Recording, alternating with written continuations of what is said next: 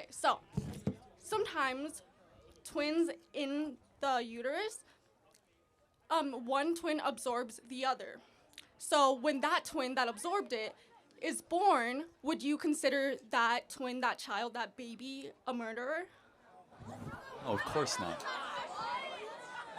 No, I mean that's no. But that The- baby the- technically killed its No, it sibling. didn't. What you're talking about? It happens the first couple days of human development, where the two zygotes one might absorb the other. It's not taking out an axe and slitting the throat of the other. But I still don't believe that abortion is murder. Okay, did the twin use human agency to eliminate another human life? No. Then it's not murder. But therefore, during abortion, one human being uses human agency to kill its young. Can you point to another mammal, another part of the animal kingdom, that goes out of its way to kill its young just because their life might be hard? No, but I still believe that abortion should be legal. When does human life begin? I would say when it's born. Okay, so Okay, so how does so when it's born. So therefore, if a pregnant woman was walking here on campus and she was murdered, the person who murdered that pregnant woman, should they be guilty of a single homicide or a double homicide?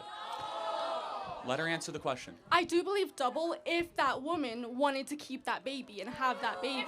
But hold on, just help me understand this.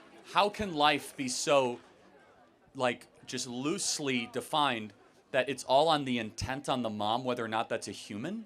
So your human distinction is wholly dependent on whether or not a mom wants to keep you? It depends on how the mother feels about her baby, yes. If she doesn't want it, then she should have the right to have an abortion. No, but we're talking about something different. Is it not objectively a human life if that pregnant mom is all of a sudden a victim of a homicide? Yeah, it is. Okay, but then if it's objectively a human life when it's a homicide, how is it not objectively human life when that is in an abortion clinic?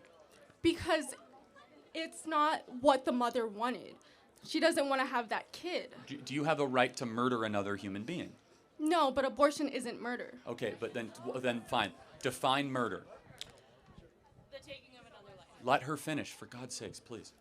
It's taking another life, like, in the world. Like, once the baby's out, that's when it counts as murder. Like, if you killed a baby, that's murder. But killing a fetus isn't murder. What species is the fetus? Human, Then how is it not murder? because it hasn't been born yet. Why does that make it human? Because that's when, like, it's not dependent on the mom, and it can be, like, So- its own thing. That's exactly right. If you have a pacemaker, you're dependent. If you have a ventilator, you're dependent. Babies are in NICU units, neonatal intensive care units, they're dependent. Dependency does not equal its degree of moral worth. And so I need to understand the moral consistency. Here is a baby at 31 weeks that can survive outside of the womb. It has its own brain waves, its own consciousness, its own heartbeat, its own ability to clean its bladder. How is that not a human being? It just happens to be in a mom. Because it hasn't come out yet. It's still living in the mom. It's still part of the mom. Right, but it's living. It has a heart. If it's not living, how does it have a heartbeat? It's living through the mom. Okay, but so my 1 week old when he was born was living through me and my mom because we had to feed it food.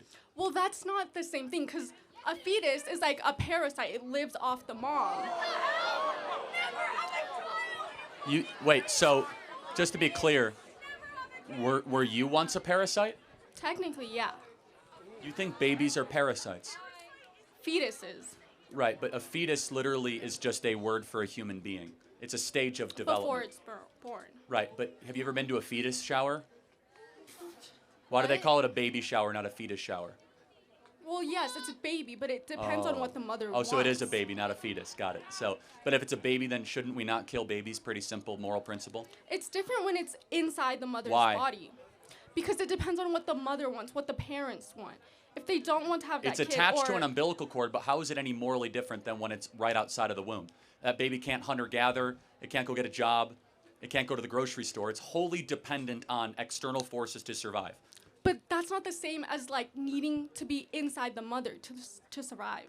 But why is that any morally different? just because you're attached to an umbilical cord, why is it any different? Why is that less of a human being? And by the way, there are babies right now, as I mentioned, that need pacemakers and ventilators. Are they not human beings because they need a lot of machines to survive? They're attached to other machines. Are they not humans? Yeah, but I think that, like, the mother doesn't have a choice. You know, it is, like, making the baby, like, giving it nutrients and everything. Let's try to find, so you would say that you want the mom to be able to have choice over her body. Yes. Got it. So does the baby have any, does the baby's body matter? To me, no. Oh, okay, got it. Okay. Since you are, resolutely, like, in favor of choice, do you think it should be legal or allowed if a mom wants to have an abortion if the kid has Down syndrome? Okay. It's a yes or no question. Can I say my answer and then explain it? Okay, I think that mothers should have the choice to have an abortion no matter what the reason is. But if the reason is, like, they have Down syndrome or they're going to be autistic, then that woman shouldn't have been a mother in the first place. Because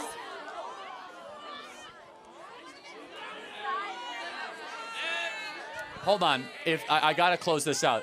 If a mom is pregnant and she finds out she's having a girl and she wants a boy, is that an okay reason to have an abortion, to abort a girl because you want a boy? I wouldn't say it's an okay reason. Should it be legal? But she can, yes. So then how is your view of abortion any different than customizing a Ford Explorer to your liking? Because it affects other living beings. Well, yes, like the mother. Why should the mother be able to have all the rights and the baby have none of the rights just because the mother is older? And wasn't that mother once a fetus herself, given the opportunity for life? And isn't part of the social compact passing down that I was once in utero for 9 months and then I will usher another in utero for 9 months? That is the cycle and circle of life that compassion lives on. It's different because, as the fetus, you're not, like, contributing to society or the world. You're not a part of the world yet. I mean, kids don't contribute much until they're like 23, okay? I mean, honestly, let me ask you a provocative question. Are kids at Boise State whose parents are paying for their school, are they parasites? No. The parents are paying for their tuition. The parents are paying for their credit card bills. They're wholly dependent on that of another. How are they any morally different than that of an unborn baby in the womb? Because they could still survive without their parents. Maybe they'd be homeless, but the fetus needs, like, to be inside the mother and taking nutrients. Up to 22 weeks, that is not the case. I guess, so you think that it's okay, morally fine, to have abortion for any circumstance under any matters, skin color, eye color, whatever it might be, like, we can terminate it. How is that belief system any different than eugenics? I don't think it should be, like, there should be a specific yes reason, no reason. I think women should just be able to have an abortion if they feel like that's what's right for their body and their family. Exactly, feel. So if a woman feels like her 6-month-old is crying too much outside of the womb, can she kill that baby? No, because it's not. It's still a human. How is the 6-month-old any different than when it was in the womb? How is it? Is it a different species? What has changed? It doesn't have life on its own. Yes, in the womb it actually does. All that just has the umbilical cord attached. At 22 weeks, the baby can survive outside of the womb. Okay, then I will say that abortions should be allowed then up until 22 weeks. Okay, we have some agreement then, right? But then understand that if we had this prove me wrong 10 years ago, I would have said babies can live up to 26 weeks. But now technology got so good, now it's 22 weeks. So all of a sudden, like, a human being becomes more human 4 weeks earlier just because technology advances? Wrong answer. Human beings does not become more human just because we get better technology. It's always been a human being. So one day if we all of a sudden say, we can grow a human being, literally not in a womb, we can just grow it in a laboratory, then no abortion should ever be necessary. The point being is that it's a human regardless of how good our tech is, because it doesn't change species. At 14 weeks, it doesn't all of a sudden become from a crocodile to a human. It's a human being throughout. But it's still in the mother. The mother should have the choice location over her body. of a human does not dictate its moral worth. You don't get more human rights if you're outside of the womb or in the womb, or if you're in Boise or if you're in Pocatello. Your location does not determine your moral worth. Thank you for your time. I got to get to the next question. Thank you. I think a lot of people, both men and women, they're kind of frustrated with the current dating landscape. Do you have any thoughts on this? What's your diagnosis and any solutions? And we'll open it up. Sure, yeah. Yeah, I think people need to date with the intent to marry. Yeah, I'm a big critic of hookup culture in its current form. I believe sex should be sacred and is sacred, and it's really thrown away way too generously in this society and culture. And I can tell you I'm super blessed. I have the best wife in the world. We have an amazing life. Building a family is the coolest thing ever, and my prayer for all of you is that you one day can do that. That's so cute. It's honestly the most joyful thing, and I've had some pretty amazing experiences. I've been very, very blessed, very lucky, you could say, but very blessed is the word I would use. And the greatest joy I've ever had is coming home to my little daughter running up to my leg. There's nothing that even comes close to it. Not flying on Air Force One, not meeting with presidents. That pales in comparison to your little girl coming up and squeezing your leg. Okay, got it. Does anybody else have any thoughts on that with, Yeah. So I just wanted to circle back because you said something that caught my attention, and I disagree with it. Because you said something like, I hope all of you can experience that, and you said something like, I hope all of you can experience that, and I don't disagree with that. I hope we can all experience joy in life like that. That's amazing, but I just feel like I don't know why you said it that way. Maybe we're not going to experience that because we don't have the same values as you. Is that what he said? From that, I thought it was. I don't think that's what, I don't know. that's not the impression I got, but I'll if Charlie wants to answer. Well, if I said it that way, I didn't mean it that way. Maybe you can tell me more about your line of work. What would you like to know? Do you think that it's going to create a good, happy family in the future? Right now I'm working on it. Yeah, me That's and good. my boyfriend are doing really well in our relationship, and honestly, I think contrary to what most people would believe, I think being in porn has strengthened us. Why is that? I've never heard that. Yeah. What can you tell me why? So basically, being in porn and having sort of this open type of relationship where you can have sex with other people. Obviously, there are certain boundaries in the relationship, but it really makes you think about, what's important, why you love this person, and, you start to really hold things true that are deeper than just sex. And I think that on top of that, you can share sex with other people together, and that's really bonding. That's really fun. Are you ever worried that do you ever get jealous of him if he has sex with other people? Yeah. Oh, you do? Yeah. So how does that strengthen your relationship? Because we're able to talk about it, and I think every time that I bring up a concern and he's able to soothe it and we're really able to work on that bond, it just makes it stronger. Have you ever, when you were having sex, do you ever think it's more than physical? That maybe there's emotional and spiritual connections you might be introducing? No. So it's a purely physical experience. Yeah. See, for me, sex is more than physical. That's the least part of sex for me because I get to share it with my soulmate. It's my best friend. It's definitely a big energy exchange. It's a big energy exchange. And so, Molly, I would ask respectfully, wouldn't you want to only share that energy exchange with the person that you love most and want to have children with? I think sex can exchange different types of energies. So you can exchange an intimate type of energy, or you can exchange a really passionate, horny type of energy. You can exchange dull energy during sex. You can exchange manipulative energy during sex. Sex can be used for a wide variety of things, and I think the biggest one is marital spiritual connection, but you can't deny that there's other benefits to it as well. If you could be with your boyfriend currently, and I waved a magic wand and I said you can make $1 million a year and never do porn again, would you? No. Okay. Okay. What? Are you making more than that a year, Molly? Not yet. Oh, well Yeah. then, I mean, aren't you doing that? That's your profession, so I assume you're doing that to make money, correct? Yeah, 100%. Well, also But Charlie I'm just doing has a magical wand. He's got, that's not the wand. For For the sake of argument. He's used the wand. You can make $1 million a year. Yeah. You don't have to do, the Sounds like an adult easy content. way, yeah. Well, the thing is, I wouldn't have to do it. That would be great, but I would still want to do it. I mean, personally, like, I'm an exhibitionist. I love, like, putting my sexual self out there for other people to see, for other people to, like, touch themselves to, have fun with. Can I ask you a question? Since you're about presenting yourself to the world, do you have a good relationship with your father? Okay, here we go. No, I don't talk to him.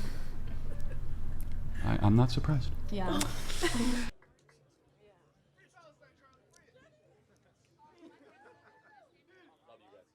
Hi. Okay, I'm just here to talk about abortion, but my first question was, why should women who are raped have to give birth to that baby? Yeah, I think it's as simple as, do you believe life matters or not? I mean, is it because it has a heartbeat when it is conceived? Well, Exactly. right. So what is the question you're asking? I'm saying that. if it My isn't- question to you is, do you believe that life matters? I do believe life matters after the person is born. Or the Oh, child. after the There we person's born. So okay, so Here we go. if Riley were to be pregnant, or if any woman were to be pregnant right now, and there's a baby that's 20 weeks developed, is that baby alive? No. No. I mean, not physically. Is it? I mean, it's. Wait, can so it has a breathe on its heartbeat, own? it can hear the mom's voice, has its own fingerprint, its own DNA, it can empty its own bladder. What about it is not alive? The fact if it doesn't have a heartbeat.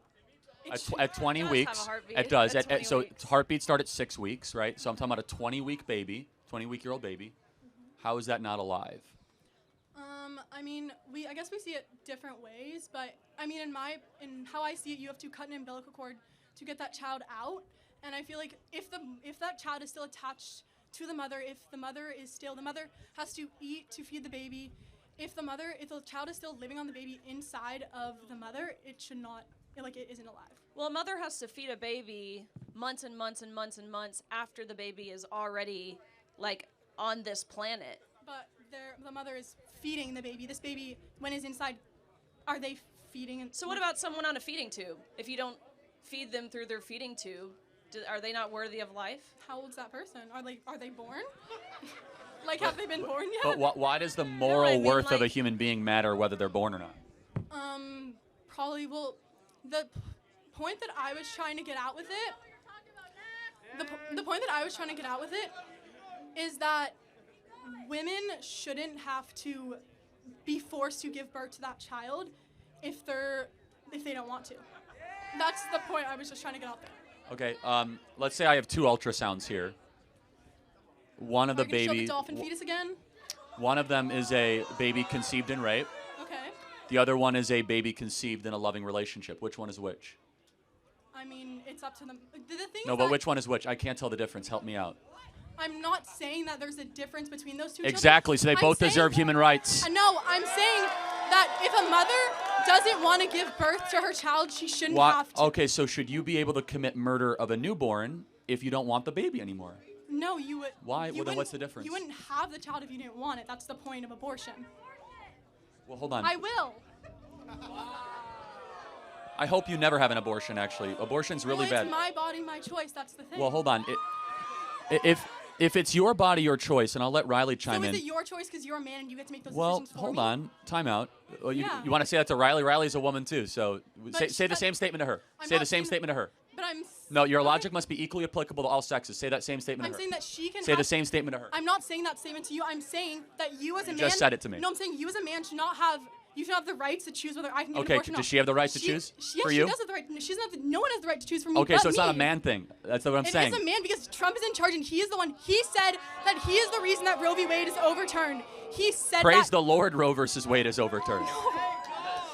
In what way? like it also kills other women and You children. know, we have more babies being born in Texas than ever before since the abolition of abortion. Isn't that a good thing? And that's why we have such a high population. That's why we have No, we 12 don't. million people on Earth. We, Yes, we do. we have a declining population. Yeah. We have a population collapse. What are you talking about? The world is on the world is on the verge of a population extinction event. We don't have enough babies. We're below replacement levels in the West. So you want to make women have Not babies? make. Okay, let's go through fundamental biology. How do people get pregnant? I know how a woman gets pregnant. So if you decide to have sex, you might win a certain prize. What if you don't decide? I'm sorry, what? What if you do not decide to have sex and you get raped? Again, it's still a human life. You don't get to kill a baby just because a human life occurs. Something evil, rape, does not get better when another evil action occurs. And I will say this, somebody in this audience was conceived in rape. Can you tell me who? It doesn't matter who.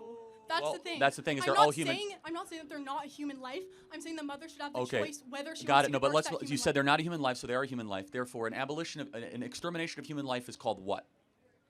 Murder? So yes, abortion is murder, even in the case of rape, and It's that's an- a it's an hard thing to embryo, internalize. though. It doesn't matter. So, You're but saying it's a child, but it's not. what physically a species child. is it? It is a human, but Okay. But is it a? Has the child So, formed yet? but hold on, you're not fully child yet? formed. Riley's not fully formed. I'm not fully formed. We actually go through this process of development our entire life. An embryo is just one stage upon human development. It doesn't mean you get less rights just because you're earlier in the human development scale. I mean, I feel like I do have more rights than a baby that is in someone's Why does stomach. your age give you more rights over an embryo? Why do you have the ability to eliminate a smaller human? Why is that It's morally not that it's- consistent? I'm not saying that it's better because it is a smaller human. I'm saying that oh my god. I'm saying that women themselves should have the choice to get. Yeah, that's Thank why you. I should have the choice. Riley, do you want to take this as a woman? Yeah, I mean, it's just a flawed logic to insinuate that if you have a heartbeat, these certain qualifications, that is what determines human rights. The moment you're conceived, you are a human, right? We all just agreed that the species is a Homo sapien. You are a human at that point. That's when human rights begin. So I think it's ironic that the other side, who touts human rights, who claims to fight for human rights, they don't believe those belong to children. And as a woman, I believe every single life is worthy. Every life matters. Okay, well.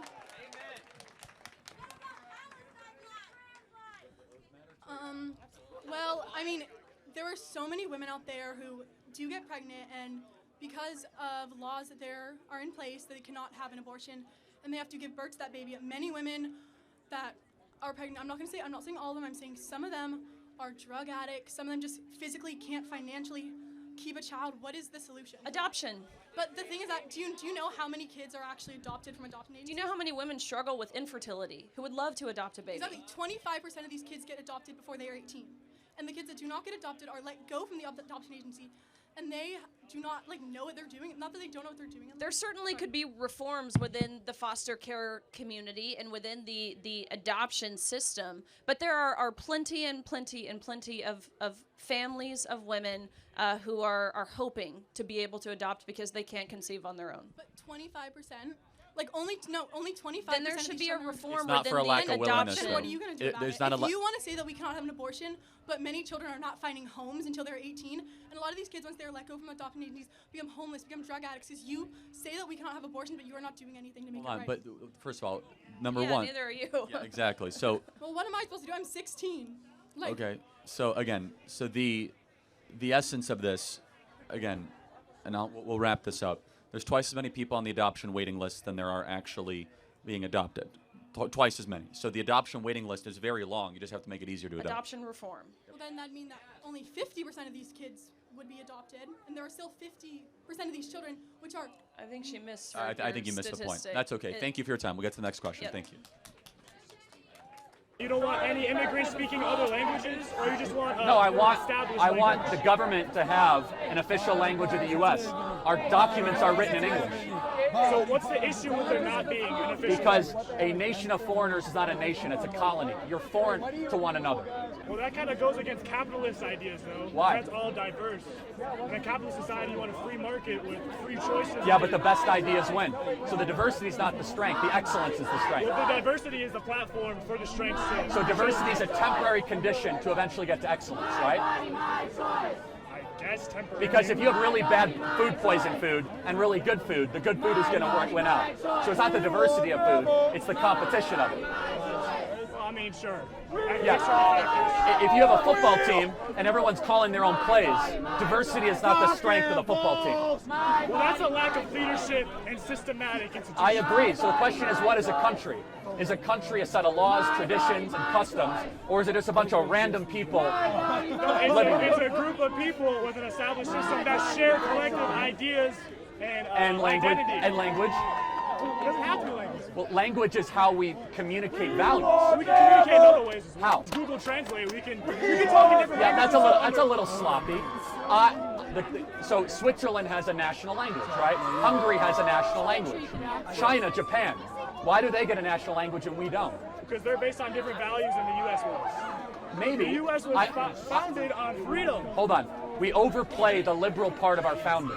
There was a liberal part of our founding and a conservative part of our founding. And we have forgotten the conservative part. The conservative part about preservation, separation of powers, and preserving a republic. The liberal parts are the Enlightenment, speech, advancement, and that's part of it. But we've completely rewritten our history. It says in the Declaration of Independence, when in the course of human events it becomes necessary for one people to dissolve the political bands that have tied them to another, deriving from the separate equal station of power, the laws of nature and nature's God. The founding fathers were saying that there's a natural law that governs our entire existence. There has to be something that slows down progress for progress' sake. So you don't think that our society could run efficiently and well if there's not a national language? No, it's just harder. It's not an impediment. It's just stupid not to do. It's not like a deal breaker. It's just why not do it? It's hurting us. It's unnecessarily hurting us. Hi, Charlie. Is it okay if I record this for myself? Okay. Of course you can, yeah. So, my name is Jacob Norwood. I'm a junior in high school, and I have a lot of friends who are born from illegal immigrants. And I was wondering if you agreed with the abolishment of the 14th Amendment, which allows birthright citizenship. Yes, I do. I don't think it's going to hold up, but I do believe that the 14th Amendment was not intended for anchor babies, correct? Well, I thought it was intended because people who would be brought over here during slavery, and then their children would then have birthright citizenship, and that was kind of the point. Slaves were granted citizenship, though. They were granted citizenship after they were brought here forcibly, and then... Yeah, but then the kids of citizens are kids, though. Are citizens. What is the difference in immigrants 100 years ago coming here and having children here to immigrants coming here illegally now? Well, slaves are a completely different moral category than someone who breaks into your country, right? Okay, what about Chinese immigrants 100 years ago coming here illegally I think and it then... should have been wrong then and it's wrong now, for sure, both. But then why would people It's agree been with tried. it? I mean, we've tried to get rid of this for quite some Why time. agree with it then, though? Like, what's changed? What do you mean, why agree with it? What do you mean What's by that? changed now? Well, we're revisiting the actual text of the 14th Amendment. I mean, and nothing's necessarily changed except we think the interpretation has been wrong because it says all persons. It's not clear whether or not that means children of U.S. citizens or if it means a foreigner that just gets on a plane who's pregnant and their kid magically gets a U.S. birth certificate. We are one of the only countries in the industrialized world that has birthright citizenship, one of the few. And so, for example, there are tens of thousands of babies born every single year in America of women from China or from Vietnam that get pregnant in Vietnam and China. At about 7 months, they get on a plane, they land and have their baby in America, and that baby gets a U.S. citizenship. I think that's insane. I think it's crazy that you can get on a plane, be pregnant from another country and be a citizen from another country, come here, and then your kid all of a sudden becomes a U.S. citizen. It first of all, cuts in line and it dilutes the meaning of U.S. citizenship. I still don't agree with you, but I know there's not a way I can change your mind. It's all good. Thank you. I did actually, I have one more question my dad wanted me to ask you. He said, would you still be a white supremacist if you were in a more diverse work field? So do you think I'm a white supremacist? I have no idea if you're a white supremacist. My dad has watched a lot of you. He said if you weren't out here preaching hate and working on your 3-pointers, do you think you would probably be better at that? Yeah, I'm not even going to justify. You should be ashamed of your father. I'm definitely not. My father's an amazing man. Yeah, He cares about American citizens. Your father and all of their peddles rights. lies. I'm not a white supremacist. Honestly, shame on him. For someone that runs an organization called Blexit, do you even know what Blexit is? I do not. It's literally, we employ 40 black Americans that work in Atlanta, Chicago, and Philadelphia, trying to improve the well-being of inner-city black America. What has your father ever done for inner-city black America other than call me a white supremacist? And by the way, secondly, it's just so ridiculous. It's like it's black somehow people for your companies or whatever you do So does it- not make you a so white supremacist. what is a white supremacist? A then? white supremacist is somebody who takes advantage and believes that they are higher than everybody How, else. do I believe that? I have no idea. Okay, exactly. And so there's no evidence whatsoever, and yet people go around sloppily saying, you're a racist, you're a white supremacist. It is so destructive to our dialogue. It's destructive to us coming together as a country, and there's nothing to support it whatsoever. So thank you for your time, and shame on All your right. father for peddling that crap.